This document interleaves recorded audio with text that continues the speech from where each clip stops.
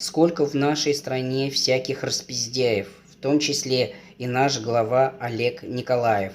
Все законы Российской Федерации нарушает и проблемы деревенских чувашей не решает.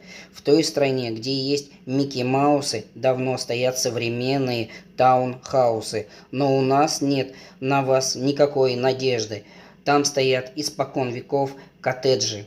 Глаза свои стеклянные уже откройте, дороги внутри деревень постройте, колхозы, совхозы специально уничтожают, и рабочий класс деревенский уезжают.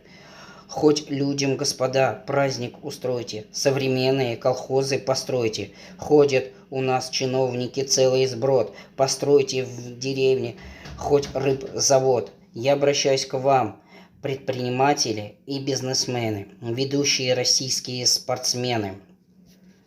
Вы не бедные для этой жизни курсанты, вы богатые коммерсанты. Я обращаюсь к вам, современные купцы, вы воротилы и настоящие дельцы. Я не думаю, что вы подлецы. С уважением лично обращаюсь к вам. Первое вложение я лично дам.